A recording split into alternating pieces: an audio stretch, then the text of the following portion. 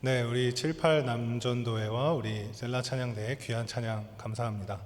굉장히 이렇게 우렁차고 이렇게 힘찬 찬양이어서 이렇게 긴장하면서 이렇게 같이 들었던 것 같아요. 네, 긴장감을 주는 그런 찬양이었습니다. 네, 설교자들이 이 설교를 준비할 때 필수적으로 해야 되는 작업이 있습니다. 그것이 뭐냐면 청중을 분석하는 일입니다. 본문을 정할 때 말씀을 들으러 오신 분들이 어떤 상태와 어떤 상황 속에서 말씀을 들으러 나왔는가 이거를 이제 생각해야 한다는 거죠. 저희 이제 교역자들이 수요 예배와 또 금요 기도회, 주일 저녁 예배 이렇게 돌아가면서 설교를 하는데 제가 은평교회에 온 지 얼마 되지 않았을 때 이 청중 분석을 끝냈습니다. 수요일은 이제 매번 주제가 있으니까 본문이 이제 정해져 있고요. 금요 기도회는 기도하러 온 사람들 이렇게 생각을 했습니다. 그리고 주일 저녁 예배, 지금 우리가 드리는 주일 저녁 예배 청중은 어떤 사람들일까요? 헌신된 사람들입니다. 네, 헌신된 사람들. 오늘도 78 남전도에 헌신된 분들 이렇게 오늘 헌신하신 것을 보고하셨고, 또 하루 종일 교회에서 주일에 섬기고 예배드린 뒤에 또 저녁 예배까지 이렇게 계신 분들이 바로 여러분들 아니겠습니까? 네. 그래서 영적으로는 충만할 수 있지만 몸은 피곤하여 지쳐 있으신 분들 이렇게 생각을 했습니다. 그래서 주일 저녁 예배 때는 뭔가 신학적이고 교리적인 설교보다는 실제적이고 삶에 맞닿아 있는 그런 주제를 다루는 것이 좋겠다, 그렇게 결정을 했습니다. 오늘 말씀은 제가 개인적으로 예수를 믿고 나서 지금까지 제 인생에서 고민해오고 또 생각해왔던 그런 중요한 주제를 여러분과 함께 나누려고 합니다. 저의 개인적인 고민이지만 여러분도 여러분 삶에 치열하게 고민하시는 주제라고 생각을 합니다. 아주 실존적이고 또 실제적이며 또 현실적인 신앙과 삶에 대한 고민인데요. 여러분에게도 흥미로운 주제일 거라고 생각합니다. 그 주제는 오늘 제목과 같이 신앙이 어떻게 자라나는가 하는 것입니다. 이 주제는 여러분이 직접 겪고 있는 문제이기도 하고 또 여러분의 주변에 믿는 그런 사람들을 겪으면서 대하는 그런 문제이기도 합니다. 이 주제는 한 가지 전제하고 있는 것이 있는데 신앙을 이미 가진 사람들에게 맞춰진 설교라는 것입니다. 여러분 다 헌신된 분들 아닙니까? 네. 그래서 여러분이 이미 대부분 신앙을 가진 분들이라고 전제하고 같이 말씀을 나누고자 합니다. 오늘 말씀은 디모데 후서의 말씀입니다. 사도 바울께서 자신의 영적인 아들인 젊은 목회자 디모데에게 쓴 편지입니다. 목회자 디모데에게 목회적인 조언과 중심이 흔들리지 않고 사명을 감당할 수 있도록 격려하고 힘을 주는 그런 메시지를 전하고 있는데, 이 디모데후서는 비단 목회자들 뿐 아니라 모든 신자들에게 필요한 영적인 원리를 우리에게 말씀해 주고 있습니다. 오늘 본문 말씀 디모데후서 3장 14절을 보면 영적 성장의 중요한 원리를 우리에게 가르쳐주고 있는데요. 14절 앞에 뭐라고 나오죠? 그러나 너는 배우고 확신한 일에 거하라.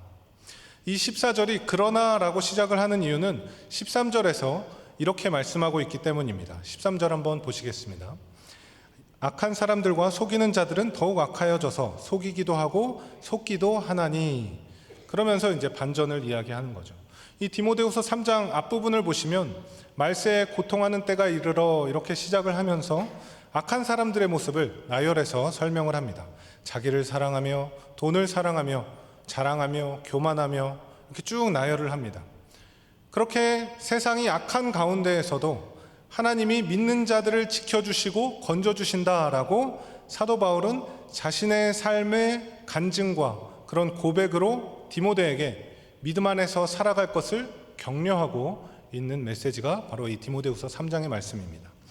디모데후서 3장 11절을 같이 한번 볼까요? 네, 제가 읽겠습니다. 박해를 받음과 고난과 또한 안디옥과 이고니온과 루스드라에서 당한 일과 어떠한 박해를 받은 것을 네가 과연 보고 알았거니와 주께서 이 모든 것 가운데서 나를 건지셨느니라. 악한 세상 가운데서 나를 구원하시는 주님을 보아라. 이처럼 너도 이런 악한 세상 가운데 믿음을 지켜나가야 한다. 이렇게 사도 바울이 이야기를 하고 있습니다. 그리고 또 이 내용을 반복해서 강조하고 있는 것이 아까 읽었던 13절, 14절의 말씀인데요. 다시 한번 보겠습니다. 연결해서 볼 텐데요. 악한 사람들과 속이는 자들은 더욱 악하여져서 속이기도 하고 속기도 하나니. 그래서 악한 사람들은 더욱 악해져서 서로 속고 속이지만 그 다음에 14절 뭐죠? 그러나 너는 배우고 확신한 일에 거하라. 이렇게 말씀합니다. 배우고 확신한 일에 거하라. 사도 바울의 이 짧은 표현, 배우고 확신한 일에 거하라는 이 표현, 얼마나 멋지고 아름다운 그런 표현인지 여러분 느껴지십니까? 이 배우고 확신한 일에 거하는 것이 바로 우리의 신앙이 자라나기 위한 3단계 과정입니다. 첫 번째는 뭐죠? 먼저 우리는 우리의 신앙, 우리의 믿음을 위해서 배워야 합니다. 믿음은 혼자 고민을 많이 해서 저절로 깨달아지는 것이 아니라 건전하고 올바른 배움의 기초 위에 있어야 한다는 것입니다. 우리가 교회라는 단어를 생각해 볼 때도 이 교회가 가르칠 교자의 모일 회자죠. 그래서 이 배움의 중요성, 믿음은 가르쳐져야 한다라는 것을 강조하는 의미가 이 교회에도 담겨 있습니다. 어떻게 배울까요? 예배를 통해 말씀을 배우고 또 성경을 읽으면서 지식과 경건에 대해서 배워나가고 또 믿음의 사람들과의 교제를 통해서 믿음의 삶의 모습을 다른 사람의 삶을 보면서 간접적으로 경험하여 배우게 됩니다.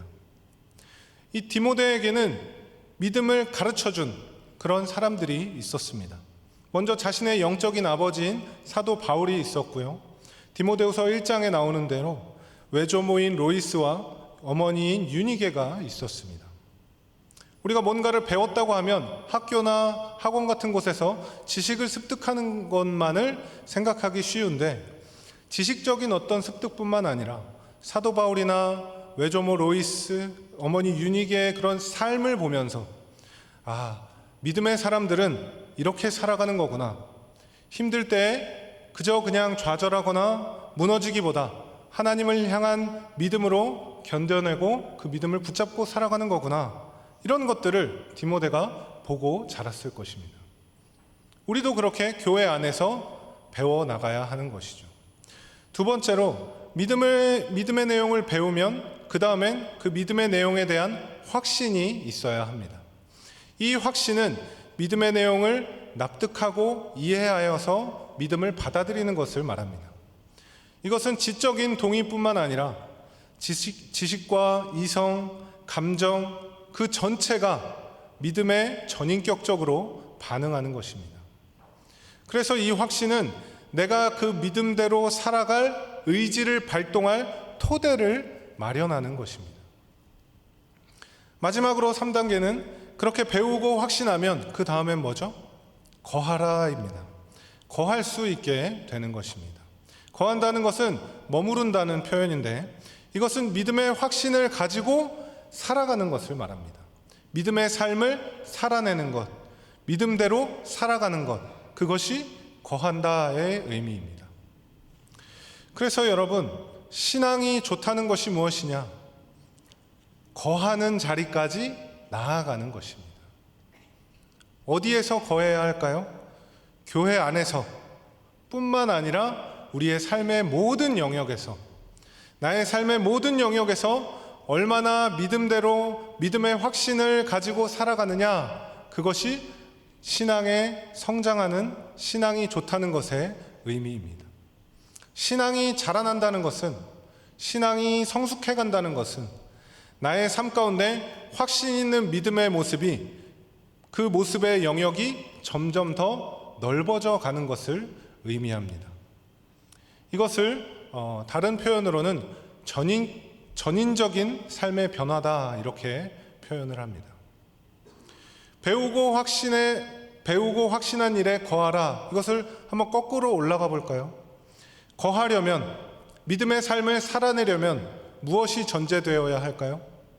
확신하는 일이 있어야 됩니다. 확신이 있어야 됩니다. 확신을 가져야만 그 삶을 살 수가 있는 것이죠. 그것에 확신이 없고 긴가민가한데 어떻게 그런 삶을 향해서 우리가 나아갈 수 있겠습니까? 그런데 확신을 가지려면 무엇이 전제되어야 하냐면 확신할 내용이 있어야 되는 거죠. 그래서 배워야만 하는 겁니다. 믿음을 배우지 않고서는 우리는 확신을 할 수가 없습니다. 그래서 믿음은 배워야 하고 그 배워야 확신을 할 수 있고 확신을 해야 그 믿음 안에 거할 수 있고 그 믿음을 살아낼 수가 있습니다. 이 믿음이 자라는 것을 운전에 비유하자면 마치 이런 겁니다. 믿음을 배우는 것은 차에 연료를 주입하는 것입니다. 휘발유 차에 경유를 넣으면 어떻게 되죠? 망가집니다. 바른 믿음의 내용을 채워 넣어야 하는 것이죠. 그리고 배운 것에 확신을 갖는 것은 운전할 준비를 갖추는 것입니다. 시동을 걸고 안전벨트를 매고 기어를 드라이브에 넣고 엑셀을 밟을 준비를 하는 거죠. 그리고 마지막으로 거하는 것은 무엇입니까? 그 엑셀을 밟고 앞으로 나아가는 것입니다. 믿음의 길 위에서 벗어나지 않고 그 길을 따라 앞으로 나아가는 것, 그것이 거하는 삶의 모습입니다. 신앙이 자라난다는 것은 1단계 배우는 것에만 머물러서도 안 되고 2단계 확신하는 것으로만 끝나서도 안 되고 3단계 머무는 것까지 나아가야 합니다. 그것이 온전한 신앙의 성숙이 이루어지는 것입니다. 이렇게 교회에 나오시는 우리 모든 성도분들이 이 신앙적인 성숙을 향해 배우고 확신한 일에 거하는 자리까지 우리 모두가 나아가면 참 좋겠는데 그렇지 않은 경우들이 있기도 합니다. 교회에는 분명히 나왔는데 배우려고 하지 않는 사람들이 있습니다. 교회에서 믿음에 대해서 또 복음과 구원에 대해서 배우기만 하는 사람이 있고 또 배우고 깊은 깨달음이 있고 은혜를 받았고 감동이 있었는데 삶의 변화는 없는 그저 그 감동에만 머물러 있는 그런 사람이 있습니다. 그리고 배우고 확신한 일에 거하는 그런 삶을 살아내는 사람이 있습니다. 여러분 한번 스스로를 돌이켜보고 점검해 봅시다.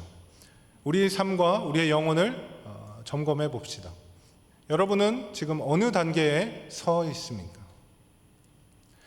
여러분의 신앙 성숙의 과정이 중간 어디쯤에 멈춰 있다면 그것이 여러분의 의지의 문제일 수도 있고 어쩌면 여러 어떤 외부적인 환경의 영향을 받아서 멈춰 있는 것일 수도 있습니다. 그러나 중요한 것은 우리가 어떤 단계에 있든지 우리의 단계가 어디에 있든지 우리의 신앙은 성장하는 쪽으로 나아가야 한다는 겁니다. 배우고 확신한 일에 거하는 자리까지 나아가야 합니다. 그것이 오늘 말씀에서 우리에게 이야기하고 있는 것이며 하나님께서 우리에게 원하시는 삶의 모습입니다. 저는 모태신앙으로 자라왔지만 제가 진정한 회심을 한 것은 20살이 넘어서야 비로소 진정한 회심을 하게 되고 예수님을 인격적으로 만나게 되었습니다. 그런데 이 예수를 믿고 나니까 해결되지 않는 문제가 있었습니다. 아주 현실적이고 실제적인 질문을 스스로 하게 되었는데 그 질문이 뭐였냐면 이 신앙을 자동차 운전하는 것과 연결해서 제가 생각을 해본 것인데 이런 질문이었습니다. 한번 들어보세요. 예수를 잘 믿는 난폭 운전자가 과연 존재하는가? 이것이었습니다. 예수를 잘 믿어도 신앙이 좋아도 운전을 난폭하게 하는 사람이 있을 수 있다라고 인정을 해야 되는 것인가? 그러니까 신앙과 운전을 분리해서 생각해야 되는 거냐? 그 질문을 한 것이죠. 아니면 난폭 운전을 한 사람은 예수를 잘 믿는 게 아닌 건가? 이런 생각을 해봤습니다. 난폭 운전까지는 아니더라도 운전을 험하게 하는 사람은 그 열매를 보고 신앙을 판단해서 신앙이 좋은 게 아니라고 생각해야 되는 건가? 여러분은 어떻게 생각하세요? 물론 이제 교회에는 다양한 수준의 사람들이 있습니다. 이제 막 신앙을 시작한 사람들이 있고 열심히 예수를 잘 믿는 사람이 있기 때문에 삶에서 나타나는 그 사람의 인격과 대인관계와 어떤 삶에 살아가는 수준이 각자가 다 다를 수가 있습니다. 신앙적 영향력을 받은 정도에 따라서 그 신앙의 모습이 다르게 나타날 수가 있다는 거죠. 근데 어떤 사람을 보면 교회에서는 정말 신앙이 좋고 예수를 잘 믿는 것 같은데 단적인 예지만 운전을 굉장히 험하게 하는 사람이 있다는 거죠. 여러분 혹시 여러분 주변에 신앙은 정말 좋아 보이는데 운전을 험하게 하시는 분이 주변에 있습니까? 제가 예전에 제 스스로 보기에 믿음이 좋다고 생각되는 분의 차를 얻어 탄 적이 있는데 제가 그 차를 타고 배멀미를 했어요. 운전을 너무 막 심하게 험하게 막 꿀렁꿀렁 해가지고 정말 이게 제가 이렇게 정말 토가 나올 것 같아서 이렇게 입을 가렸던 그런 적이 있습니다. 이제 여러분 중에 혹시 난가? 이렇게 생각하시는 분이 혹시 계실지 모르는데 여기에는 없습니다. 괜찮습니다. 오해하지 않으셔도 됩니다. 그렇게 있으면서 제가 머릿속으로 무슨 생각이 들었냐면 이게 뭔가 싶은 생각이 들었습니다.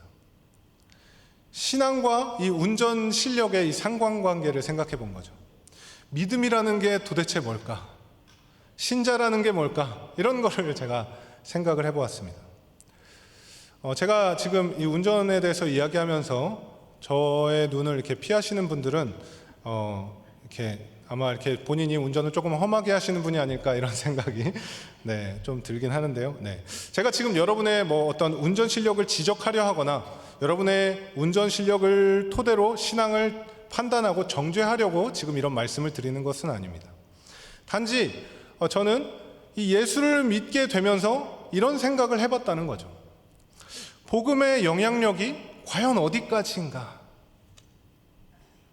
복음은 과연 이 교회 안에서만 영향력을 행사하는 것인가? 아니면 삶의 전 영역에서 그 영향을 나타내는 것인가?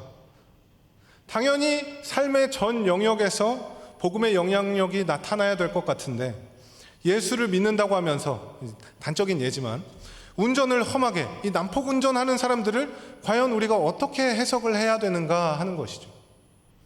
이런 어떤 신자의 삶과 복음의 영향력에 대한 의문을 가지게 되었다는 겁니다. 제가 이런 신앙과 복음에 대해서 운전과 관련해서 생각을 하게 된 이유가 있습니다. 왜냐하면 제 인생의 첫 아르바이트가 뭐냐면 운전학원 강사였어요. 그래서 제 나름의 자랑거리 중에 하나가 뭐냐면 제 아내 운전 연수를 제가 직접 했다는 겁니다.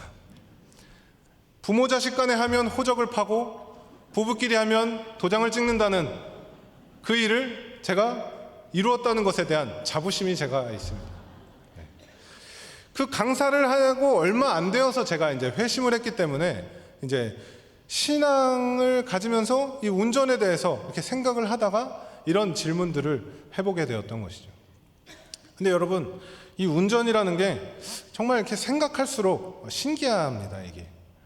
사람들이 잘 보면 운전면허를 따기 위해서 어떻게 하냐면 운전할 수 있는 그 자격을 얻기 위해서 열심히 배워요. 필기 공부도 하고, 기능시험 공부도 하고, 또 연습도 하고, 이렇게 또 실제로 연수를 받으면서 실제로 운전하는 법을 이렇게 배우기도 합니다. 도로주행을 위해서.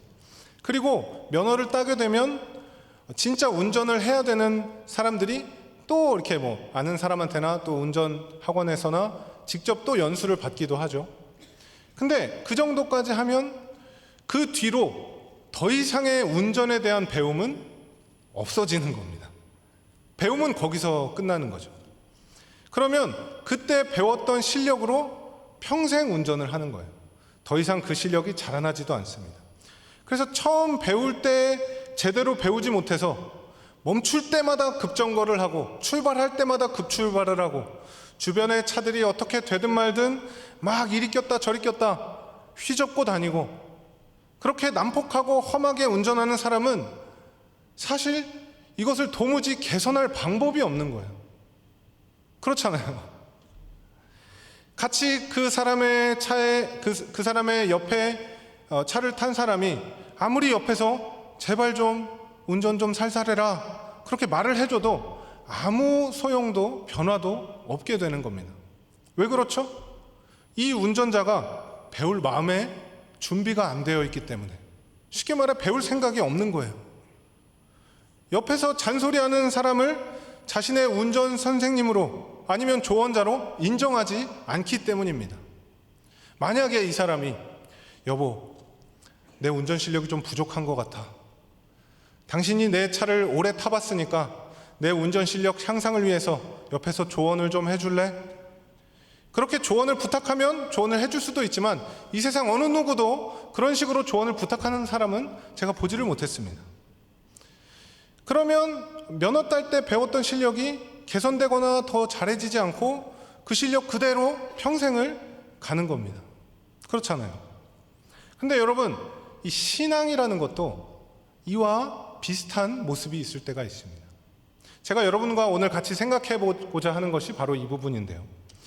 운전 경력이 오래되었다고 해서 10년, 20년 운전을 했다고 해서 그 사람이 운전을 잘하는 사람이다 라고 확신할 수는 없다는 것입니다. 운전을 오래 해온 사람은 운전을 잘하는 사람이 아니라 그냥 운전을 오래 한 사람입니다. 운전을 오래 했다고 그 사람이 좋은 운전 실력을 가졌음을 그것이 보장해 주지 않습니다. 마찬가지로 교회를 오래 다녔다고 해서 신앙이 반드시 좋은 것은 아니라는 겁니다. 교회를 오래 다닌 사람은 교회 문화와 교회 언어와 교회 생활에 익숙한 사람들입니다. 예배를 많이 드리고 행사를 많이 참여하고 사역을 이것저것 많이 했다고 해서 그 사람의 신앙이 반드시 좋다라고 말할 수는 없다는 것이죠. 우리는 교회 안에 있으면서 신앙적으로 자라지도 않고 성장하지도 않고 변하지 않고 충분히 잘 살 수 있다는 것을 우리가 다 알고 있다는 것이죠. 그러나 그렇게 신앙이 자라나지 않고 정체되어 있는 것은 어딘가에 막혀서 다음 단계로 넘어가지 못하고 있는 삶이라는 겁니다. 우리의 삶에는 신앙적이고 영적인 자극이 있어야 됩니다. 외부의 자극이 있어야 됩니다. 외부로부터 주입되는 배움이 있어야 한다는 것입니다. 우리 기독교인에게 가장 핵심되는 배움의 내용이 어디에 있습니까? 기록된 말씀으로 객관적으로 하나님께서 주신 성경에 있습니다. 디모데후서 3장 15절 말씀을 우리 한번 같이 읽어보겠습니다. 시작. 또 어려서부터 성경을 알았나니 성경은 능히 너로 하여금 그리스도 예수 안에 있는 믿음으로 말미암아 구원에 이르는 지혜가 있게 하느니라. 이 디모데가 어려서부터 성경을 알았는데 이 성경이 주는 이 유익이 무엇이냐? 그 뒤에 나오죠. 그리스도 예수 안에 있는 믿음으로 말미암아 구원에 이르는 지혜가 있게 한다. 구원에 이르는 지혜를 우리에게 주는 것이 바로 이 성경입니다. 여기서 구원에 이르는 지혜가 뭘까요?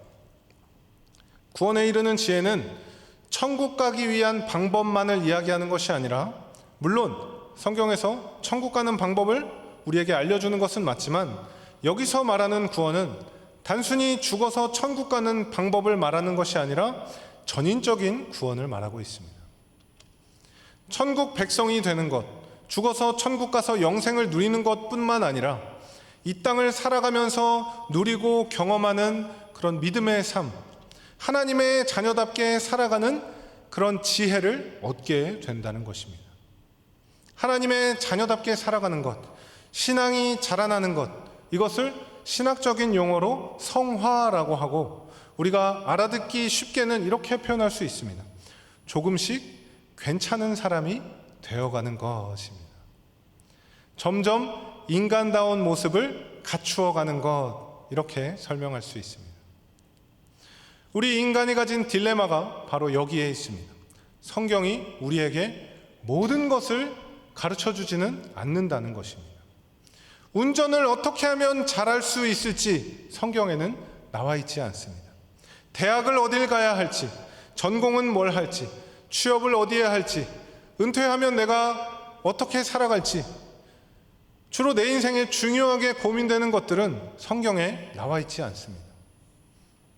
그런데 오늘 말씀과 같이 성경이 우리에게 알려주는 것은 15절에 나오는 대로 그리스도 예수 안에 있는 믿음으로 말미암아 구원에 이르는 지혜를 우리에게 가져다 준다고 말하고 있습니다. 우리에게 이 구원에 이르는 지혜가 언제 필요할까요? 예수를 믿는 그 순간에만 필요한 것이 아니고, 천국 가기 전에만 필요한 것이 아니고, 이 구원에 이르는 지혜는 매 순간순간 우리 삶에 필요한 것입니다. 왜 그렇죠?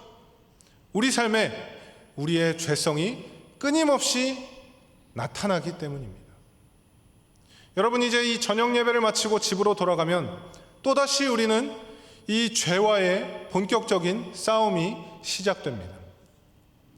오늘 예배를 통해서 충만해진 그 은혜를 가지고 우리를 먼저 사랑하신 예수 그리스도의 사랑이 저와 여러분의 그 일주일의 삶에 바로바로 단 한순간도 예외 없이 꾸준하게 나타나야 되는데, 말을 안 듣는 자식들과 내 마음을 전혀 몰라주고 내가 마음에 안 드는 짓만 골라서 하는 나의 배우자의 모습을 볼 때 우라통이 터지고 화가 치밀어 오를 만한 그런 상황에서 우리가 주일에 예배를 통해 말씀을 듣고 배우고 확신했던 것들, 은혜 받았던 것들 다 어디로 가는 겁니까? 우리가 인생의 위기를 만났을 때, 오늘 들었던 말씀처럼 경제적인 위기가 찾아왔을 때 우리의 마음이 진정으로 어디에 닻을 내리고 거하고 있느냐 말입니다. 구원에 이르는 지혜는 한마디로 우리가 배워야 하는 존재라는 것을 깨닫게 해주는 것입니다. 우리는 고침을 받아야 하는 자들입니다. 우리는 나음을 입어야 하는 자들입니다. 이것을 깨닫게 해주는 것이 바로 이 성경 말씀입니다. 아무리 운전을 오래 해도 운전 실력이 좋아지지 않는 이유가 무엇이죠? 배울 생각이 없기 때문입니다. 내가 운전하는 대로 그저 굴러가기만 하면 그만이기 때문입니다. 성경에서 우리에게 구원을 이야기하고 성경이 우리에게 구원에 이르는 지혜를 주는 이유가 무엇입니까? 가장 먼저 우리의 영적인 상태가 구원이 필요한 상태다라는 것을 보여주고 알려주고 있기 때문입니다. 그만큼 우리는 부패하고 죄의 영향을 많이 받고 죄를 따라 살아가기를 기뻐하고 즐거워하는 자들이라는 것이죠. 그래서 이 마음이 너무나 중요한 겁니다. 우리의 마음이 어디를 향하고 있느냐. 하나님을 모를 땐 죄를 향해서 달려가다가 하나님을 알게 되면서 점점 하나님께로 우리의 마음을 쏟는 것, 성경에 나오는 구원에 이르는 지혜를 향해서 우리의 마음을 내려놓는 것, 그것이 중요하다는 거죠. 그래서 성경에는 이 마음에 대한 말씀이 참 많이 나옵니다. 그 중에 하나를 오늘 같이 볼 텐데, 에스겔서 36장 26절 말씀을 같이 보겠습니다. 제가 한번 읽어보겠습니다. 또 새 영을 너희 속에 두고 새 마음을 너희에게 주되 너희 육신에서 굳은 마음을 제거하고 부드러운 마음을 줄 것이며. 이것이 하나님께서 우리에게 약속하신 새 언약의 말씀입니다. 우리의 영적으로 굳은 마음이 뭘까요? 굳은 마음은 이런 겁니다. 저는 배울 생각이 없습니다. 고쳐야 할 것도 나아져야 할 것도 딱히 없습니다. 저에게는 구원이 필요 없습니다. 제가 알아서 잘 살아보겠습니다. 이렇게 말은 하지 않더라도 이런 태도로 살아가는 것이 우리의 굳은 마음의 모습이라는 겁니다. 그러나 하나님께서 우리에게 부드러운 마음을 주셨을 때 나타나는 변화가 무엇입니까? 저는 죄인입니다. 저는 배워야 하는 자입니다. 저는 고침을 받아야 하는 자입니다. 나음을 입어야 하는 자입니다. 저에게는 구원이 필요합니다. 저를 고쳐주십시오. 저에게 구원을 베풀어 주십시오. 그 마음입니다. 부드러운 마음. 그래서 우리는 우리의 신앙이 자라나기 위해서 배우고 확신한 일에 거해야 합니다. 거한다는 것은 신앙 성장의 마지막 단계로 우리 삶의 열매, 우리 삶의 결과로 나타나야 하는 것인데, 이 모습을 나타내기 위해, 우리 삶에 나타내기 위해 가장 우선적으로 해야 될 일이 뭘까요? 배우는 것입니다. 말씀을 배우기 위해선 우리의 마음이 어떠해야 한다고요? 부드러운 마음이 되어야 하는 겁니다. 하나님께 열린 마음이 되어야 한다는 것입니다. 나의 영혼의 부패함을 인정하고 주 앞에 나와서 고침받기를 간구해야 한다는 것입니다. 여러분, 우리가 예배를 아주 열심히 드리고 열심히 봉사하고 교회에서 열심히 활동한다 하더라도 그 마음이 굳어져 있으면 아무리 말씀을 많이 들어도 그 말씀을 튕겨낼 수밖에 없고 자기중심적인 사고를 따라서 살아갈 수밖에 없습니다. 그러나 우리가 부드러운 마음이 되었을 때 바로 그때 하나님께서 우리에게 주신 말씀을 우리 마음으로 깨닫게 해주시고 그 마음에 확신을 주시고 그 말씀 안에 거하도록 우리에게 의지와 결단을 주실 줄 믿습니다. 여러분, 운전을 왜 잘해야 될까요? 또 운전 얘기를 하자면 여러분, 운전을 잘한다는 게 어떤 걸까요? 운전을 잘한다는 것은 다른 사람에 대한 사랑과 배려를 나타내는 것입니다. 운전을 잘한다는 것은 내가 운전대를 잡았으니 내 방식대로 내가 하고 싶은 대로 하겠다 그렇게 하는 것이 아니라 같이 차를 탄 동승자들이 편안함을 느끼도록 운전하는 것이 운전을 잘하는 것입니다. 또 내 차 가까이에 운전하고 있는 다른 차 운전자들이 위협을 느끼지 않도록 배려하며 운전하는 것, 그런 것들이 운전을 잘하는 것입니다. 그러면 운전이 이 신앙과 무슨 관련이 있습니까? 우리는 신자로서 먼저 우리에게 베푸신 하나님의 사랑을 입은 자로서 우리는 그 사랑을 세상에 또 우리 주변에 흘려보내야 할 의무가 있는 자들이기 때문입니다. 우리는 어떤 삶의 모습 속에서도 먼저 사랑을 받은 자답게 먼저 사랑을 베푸는 일에 힘써야만 하는 것입니다. 이제 우리가 예배를 마치고 이제 다들 집에 돌아가실 텐데 집에 어떻게 돌아가십니까? 네, 가까이 사시는 분들은 물론 걸어가시겠죠. 근데 대부분은 또 이렇게 차를 타고 운전을 하면서 가실 겁니다. 근데 우리가 나이가 들수록 사람이 잘 변하지 않습니다. 자신의 어떤 삶의 습관들이 굳어져서 잘 변하지 않습니다. 운전은 더더욱 그러합니다. 여러분 집에 돌아가실 때, 운전하실 때 한번 오늘부터 힘써 노력해 보시기를 주의 이름으로 축복합니다. 네. 운전할 때 다른 사람을 배려하면서 하나님의 사랑을 전한다는 마음으로 부드럽게 평안함을 느끼도록 그렇게 운전을 해보시기를 바랍니다. 우리는 우리에게 굳어진 삶의 습관들이 있기 때문에 잘 변하지 않지만 우리가 단 하루를 살더라도 주님 안에서 변화되는 삶을 살아가시기를 주님의 이름으로 축복합니다. 변화를 위해서 다른 무엇보다 저와 여러분의 마음이 부드러운 마음이 되기를 하나님께서 우리에게 부드러운 마음을 주시기를 주님의 이름으로 축복합니다. 너는 배우고 확신한 일에 거하라. 배우고 확신한 일에 거하며 신앙적으로 날마다 자라가시는 모든 삶의 영역에서 배우고 확신한 일에 안전하게 거하시는 저와 여러분의 삶이 되기를 주님의 이름으로 축원합니다. 함께 기도하겠습니다. 하나님 아버지, 너는 배우고 확신한 일에 거하라.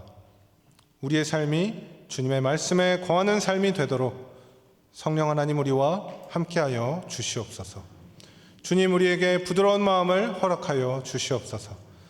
변하지 않고 굳어진 마음을 부드럽게 하셔서 주님 안에서 고침받고 구원에 이르는 지혜를 따라 살아가는 복된 삶을 살게 하여 주시옵소서. 예수님의 이름으로 기도드립니다. 아멘.